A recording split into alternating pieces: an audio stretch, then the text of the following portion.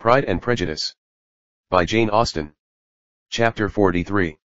Elizabeth, as they drove along, watched for the first appearance of Pemberley Woods with some perturbation, and when at length they turned in at the lodge, her spirits were in a high flutter.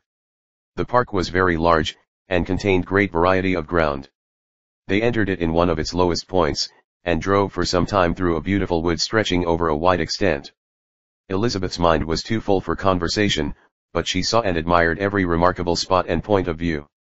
They gradually ascended for half a mile, and then found themselves at the top of a considerable eminence, where the wood ceased, and the eye was instantly caught by Pemberley House, situated on the opposite side of a valley, into which the road with some abruptness wound.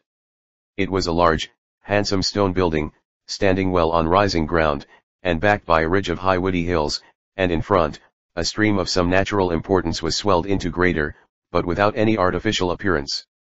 Its banks were neither formal nor falsely adorned. Elizabeth was delighted. She had never seen a place for which nature had done more, or where natural beauty had been so little counteracted by an awkward taste. They were all of them warm in their admiration, and at that moment she felt that to be mistress of Pemberley might be something. They descended the hill, crossed the bridge, and drove to the door, and, while examining the nearer aspect of the house, all her apprehension of meeting its owner returned. She dreaded lest the chambermaid had been mistaken. On applying to see the place, they were admitted into the hall, and Elizabeth, as they waited for the housekeeper, had leisure to wonder at her being where she was. The housekeeper came, a respectable-looking elderly woman, much less fine, and more civil, than she had any notion of finding her. They followed her into the dining parlour. It was a large, well-proportioned room, handsomely fitted up. Elizabeth, after slightly surveying it, went to a window to enjoy its prospect. The hill, crowned with wood, which they had descended, receiving increased abruptness from the distance, was a beautiful object. Every disposition of the ground was good, and she looked on the whole scene, the river, the trees scattered on its banks and the winding of the valley, as far as she could trace it, with delight. As they passed into other rooms these objects were taking different positions, but from every window there were beauties to be seen. The rooms were lofty and handsome, and their furniture suitable to the fortune of its proprietor, but Elizabeth saw, with admiration of his taste, that it was neither gaudy nor uselessly fine, with less of splendour, and more real elegance, than the furniture of Rosings. And of this place, thought she, I might have been mistress. With these rooms I might now have been familiarly acquainted. Instead of viewing them as a stranger, I might have rejoiced in them as my own, and welcomed to them as visitors my uncle and aunt. But no, recollecting herself that could never be, my uncle and aunt would have been lost to me, I should not have been allowed to invite them. This was a lucky recollection, it saved her from something very like regret. She longed to inquire of the housekeeper whether her master was really absent, but had not the courage for it. At length, however, the question was asked by her uncle, and she turned away with alarm, while Mrs. Reynolds replied that he was, adding, but we expect him tomorrow, with a large party of friends. How rejoiced was Elizabeth that their own journey had not by any circumstance been delayed a day. Her aunt now called her to look at a picture. She approached and saw the likeness of Mr. Wickham, suspended, amongst several other miniatures, over the mantelpiece. Her aunt asked her, smilingly, how she liked it. The housekeeper came forward, and told them it was a picture of a young gentleman, the son of her late master's steward, who had been brought up by him at his own expense. He is now gone into the army, she added, but I am afraid he has turned out very wild. Mrs. Gardiner looked at her niece with a smile, but Elizabeth could not return it. And that, said Mrs. Reynolds, pointing to another of the miniatures, is my master and very like him. It was drawn at the same time as the other about 8 years ago. I have heard much of your master's fine person, said Mrs. Gardiner, looking at the picture, it is a handsome face. But, Lizzie, you can tell us whether it is like or not. Mrs. Reynolds' respect for Elizabeth seemed to increase on this intimation of her knowing her master. Does that young lady know Mr. Darcy? Elizabeth coloured, and said, a little. And do not you think him a very handsome gentleman, ma'am? Yes, very handsome. I am sure I know none so handsome, but in the gallery upstairs you will see a finer, larger picture of him than this. This room was my late master's favourite room, and these miniatures are just as they used to be then. He was very fond of them. This accounted to Elizabeth for Mr. Wickham's being among them. Mrs. Reynolds then directed their attention to one of Miss Darcy, drawn when she was only 8 years old. "And is Miss Darcy as handsome as her brother?" said Mrs. Gardiner. "Oh, yes, the handsomest young lady that ever was seen, and so accomplished. She plays and sings all day long. In the next room is a new instrument just come down for her, a present from my master. She comes here tomorrow with him." Mr. Gardiner, whose manners were very easy and pleasant, encouraged her communicativeness by his questions and remarks. Mrs. Reynolds, either by pride or attachment, had evidently great pleasure in talking of her master and his sister. "Is your master much at Pemberley in the course of the year?" "Not so much as I could wish, sir, but I dare say he may spend half his time here, and Miss Darcy is always down for the summer months. Except," thought Elizabeth, "when she goes to Ramsgate. If your master would marry, you might see more of him." "Yes, sir, but I do not know when that will be. I do not know who is good enough for him." Mr. and Mrs. Gardiner smiled. Elizabeth could not help saying, "It is very much to his credit, I am sure, that you should think so."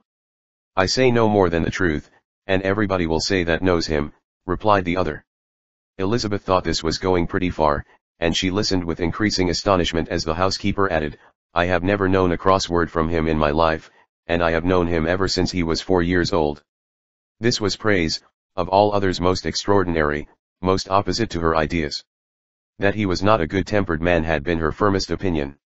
Her keenest attention was awakened, she longed to hear more, and was grateful to her uncle for saying, "There are very few people of whom so much can be said. You are lucky in having such a master." "Yes, sir, I know I am. If I were to go through the world, I could not meet with a better. But I have always observed, that they who are good-natured when children, are good-natured when they grow up, and he was always the sweetest-tempered, most generous-hearted boy in the world." Elizabeth almost stared at her. "Can this be Mr. Darcy?" thought she. "His father was an excellent man," said Mrs. Gardiner. "Yes, ma'am, that he was indeed, and his son will be just like him, just as affable to the poor." Elizabeth listened, wondered, doubted, and was impatient for more. Mrs. Reynolds could interest her on no other point. She related the subjects of the pictures, the dimensions of the rooms, and the price of the furniture, in vain.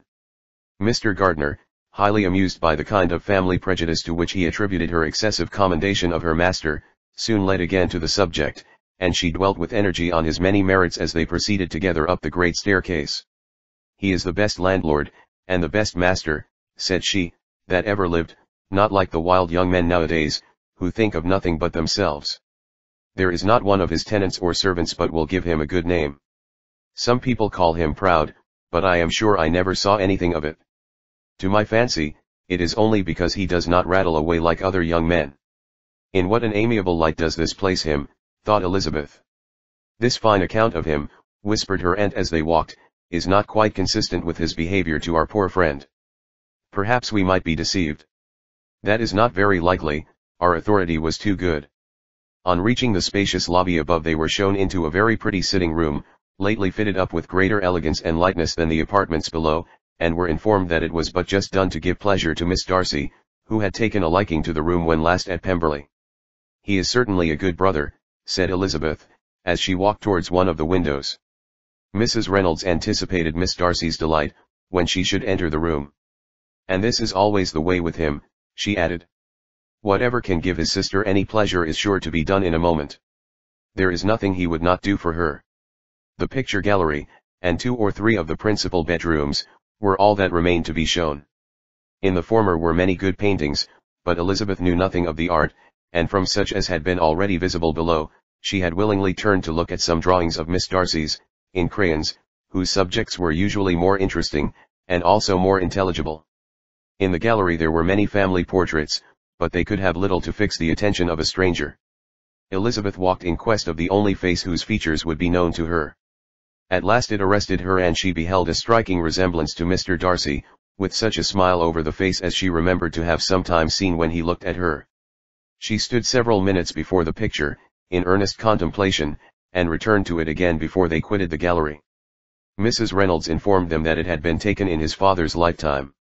There was certainly at this moment, in Elizabeth's mind, a more gentle sensation towards the original than she had ever felt at the height of their acquaintance. The commendation bestowed on him by Mrs. Reynolds was of no trifling nature. What praise is more valuable than the praise of an intelligent servant?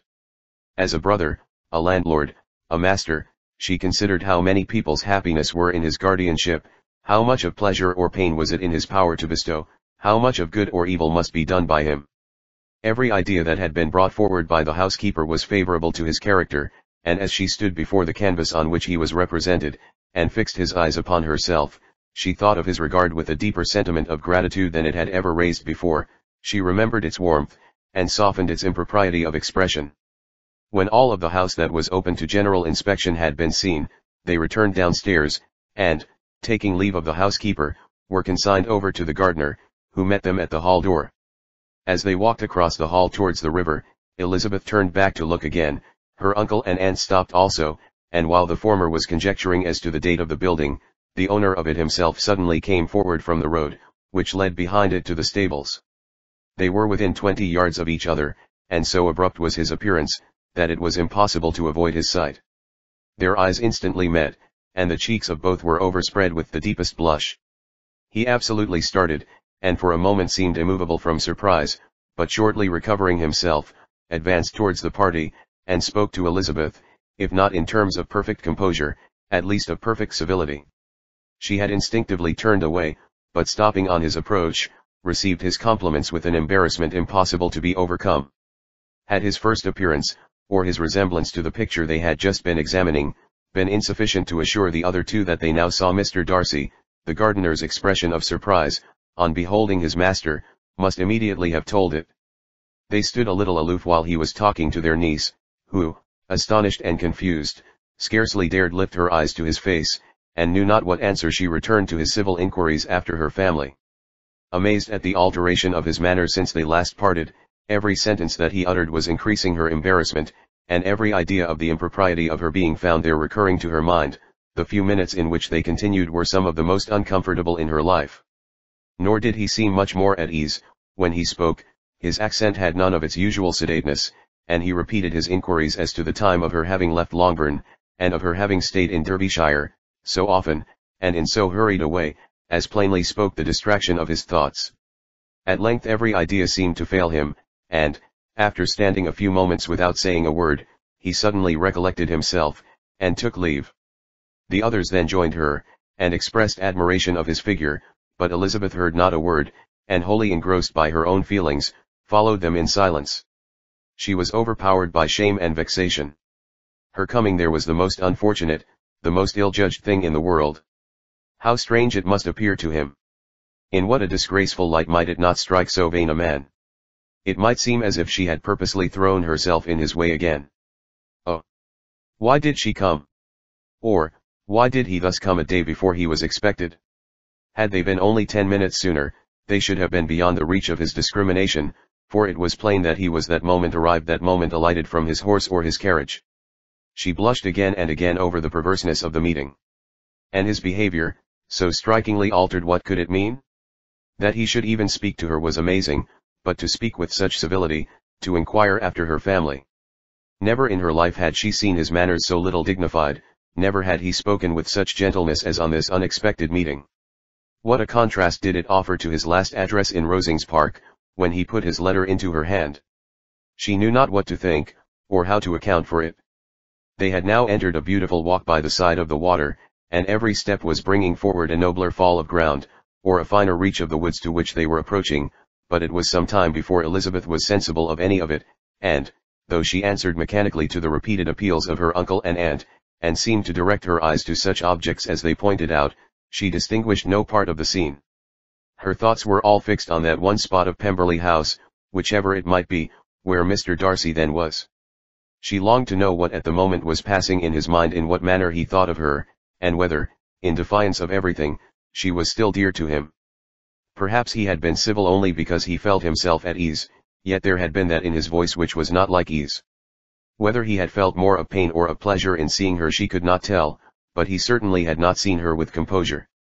At length, however, the remarks of her companions on her absence of mind aroused her, and she felt the necessity of appearing more like herself.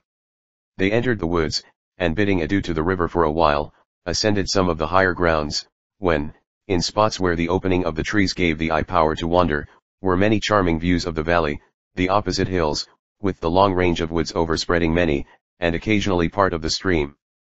Mr. Gardner expressed a wish of going round the whole park, but feared it might be beyond a walk.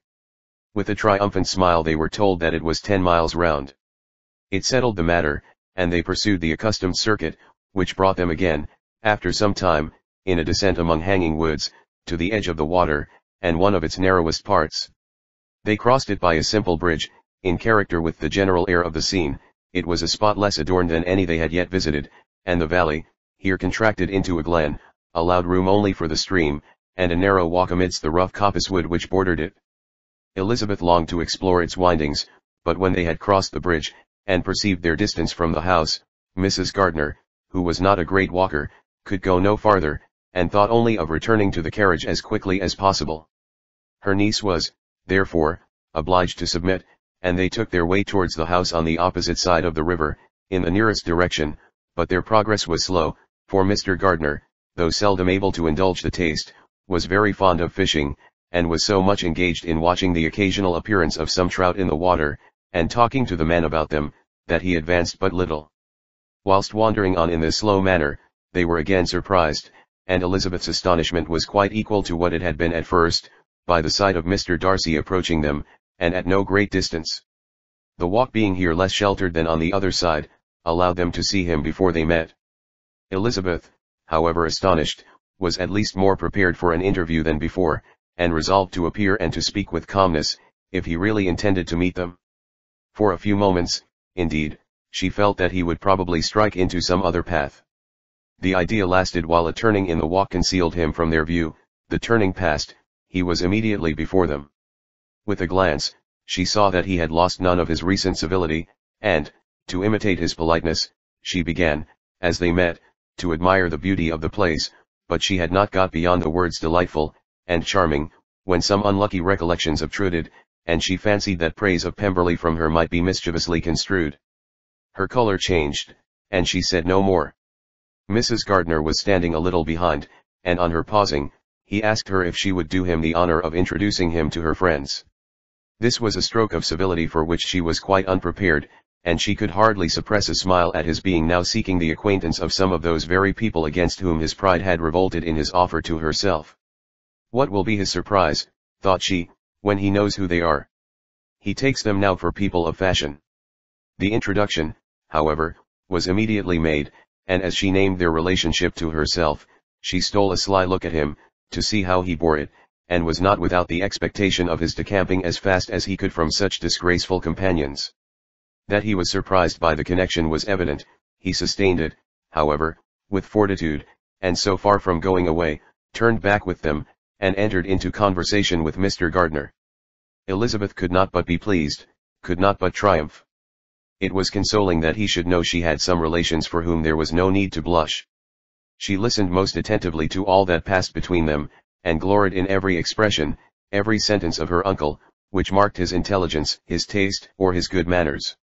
The conversation soon turned upon fishing, and she heard Mr. Darcy invite him, with the greatest civility, to fish there as often as he chose while he continued in the neighborhood, offering at the same time to supply him with fishing tackle, and pointing out those parts of the stream where there was usually most sport. Mrs. Gardner, who was walking arm in arm with Elizabeth, gave her a look expressive of wonder. Elizabeth said nothing, but it gratified her exceedingly. The compliment must be all for herself. Her astonishment, however, was extreme, and continually was she repeating, "Why is he so altered? From what can it proceed? It cannot be for me, it cannot be for my sake that his manners are thus softened. My reproofs at Hunsford could not work such a change as this. It is impossible that he should still love me." After walking some time in this way, the two ladies in front, the two gentlemen behind, on resuming their places, after descending to the brink of the river for the better inspection of some curious water plant, there chanced to be a little alteration. It originated in Mrs. Gardner, who, fatigued by the exercise of the morning, found Elizabeth's arm inadequate to her support, and consequently preferred her husband's. Mr. Darcy took her place by her niece, and they walked on together. After a short silence, the lady first spoke. She wished him to know that she had been assured of his absence before she came to the place, and accordingly began by observing, that his arrival had been very unexpected, for your housekeeper, she added, informed us that you would certainly not be here till tomorrow, and indeed, before we left Bakewell, we understood that you were not immediately expected in the country. He acknowledged the truth of it all, and said that business with his steward had occasioned his coming forward a few hours before the rest of the party with whom he had been traveling. They will join me early tomorrow, he continued, and among them are some who will claim an acquaintance with UMR Bingley and his sisters. Elizabeth answered only by a slight bow. Her thoughts were instantly driven back to the time when Mr. Bingley's name had been the last mentioned between them, and, if she might judge by his complexion, his mind was not very differently engaged. There is also one other person in the party, he continued after a pause, who more particularly wishes to be known to you. Will you allow me, or do I ask too much, to introduce my sister to your acquaintance during your stay at Lambton? The surprise of such an application was great indeed. It was too great for her to know in what manner she acceded to it. She immediately felt that whatever desire Miss Darcy might have of being acquainted with her must be the work of her brother, and, without looking farther, it was satisfactory, it was gratifying to know that his resentment had not made him think really ill of her. They now walked on in silence, each of them deep in thought. Elizabeth was not comfortable, that was impossible, but she was flattered and pleased. His wish of introducing his sister to her was a compliment of the highest kind.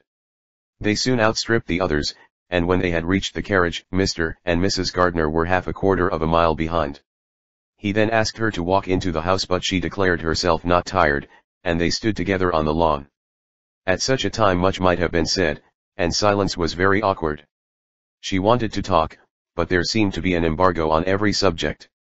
At last she recollected that she had been travelling, and they talked of Matlock and Dovedale with great perseverance. Yet time and her aunt moved slowly, and her patience and her ideas were nearly worn out before the tete-a-tete was over.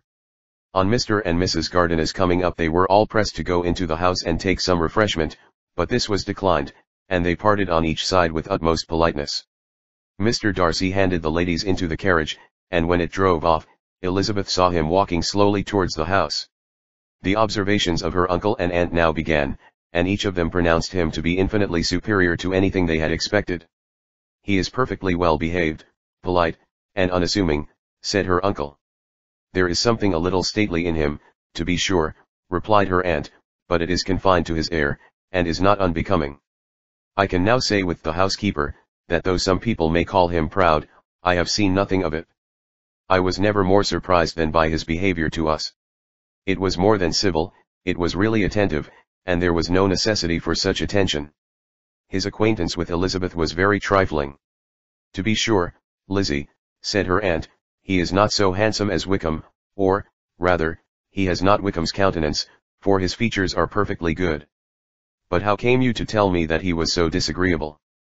Elizabeth excused herself as well as she could, said that she had liked him better when they had met in Kent than before, and that she had never seen him so pleasant as this morning. But perhaps he may be a little whimsical in his civilities, replied her uncle. Your great men often are, and therefore I shall not take him at his word, as he might change his mind another day, and warn me off his grounds. Elizabeth felt that they had entirely misunderstood his character, but said nothing. From what we have seen of him, continued Mrs. Gardiner, I really should not have thought that he could have behaved in so cruel a way by anybody as he has done by poor Wickham. He has not an ill-natured look. On the contrary, there is something pleasing about his mouth when he speaks. And there is something of dignity in his countenance that would not give one an unfavorable idea of his heart. But, to be sure, the good lady who showed us his house did give him a most flaming character. I could hardly help laughing aloud sometimes. But he is a liberal master, I suppose, and that in the eye of a servant comprehends every virtue. Elizabeth here felt herself called on to say something in vindication of his behavior to Wickham, and therefore gave them to understand, in as guarded a manner as she could, that by what she had heard from his relations in Kent, his actions were capable of a very different construction, and that his character was by no means so faulty, nor Wickham so amiable, as they had been considered in Hertfordshire.